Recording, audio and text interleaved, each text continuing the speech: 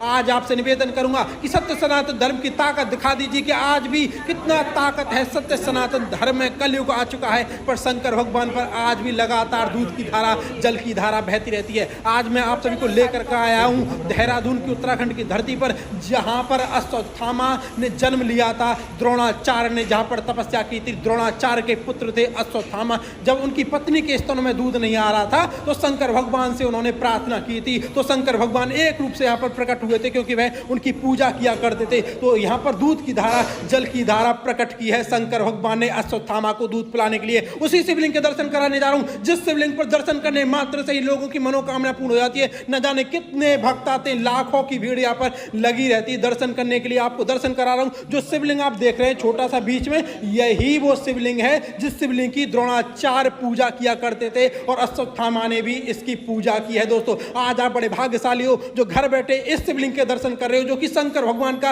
एक रूप माना जाता है। ऊपर से दूध की धारा और जल की धारा बहती रहती है शिवलिंग पर। अब मैं आपको उस गुफा के दर्शन कराने के लिए जा रहा हूं। हाँ जी, उस गुफा के दर्शन कराने के लिए जा रहा हूं जिस गुफा में अश्वत्थामा का जन्म हुआ था। दोस्तों आपसे निवेदन है, धर्म और रक्षति रक्षता, अगर तुम धर्म की रक्षा करोगे धर्म तुम्हारी रक्षा करेगा, याद रखिएगा। उस गणेश भगवान के दर्शन करा रहा हूं जो कलाकृति अपने आप उभरी है। मैं आपको बताऊं किसी ने बनाई नहीं है, ये अपने आप कलाकृति उभरी है। मैं आपको दर्शन कराने के लिए जा रहा हूं उस गुफा में जिस गुफा में अश्वत्थामा का जन्म हुआ था। ये पहाड़ों से लदा हुआ है और नीचे एक नदी बहती है। आपको दर्शन भी कराया, तो नीचे एक नदी बह रही है, आप देख सकते हैं। अब मैं आपको दर्शन कराने के लिए जा रहा हूं। यहाँ पर वीर बजरंगबली शंकर भगवान साक्षात विराजमान है। उससे पहले मैं आपको माता पार्वती और शंकर भगवान के दर्शन कराता हूं और उस गुफा के दर्शन कराऊंगा उसके बाद जिस गुफा में अश्वत्थामा का जन्म हुआ था। आप देख सकते हैं यहाँ पर कई सारे शिवलिंग स्वयं प्रकट है। आप देखिए पहाड़ों से छिपे हुए हैं, पहाड़ों में ही अश्वत्थामा का जन्म हुआ था। शंकर भगवान यहाँ पे एक रूप से प्रकट हुए थे अश्वत्थामा को दूध पिलाने के लिए, तभी से आज भी यहाँ पर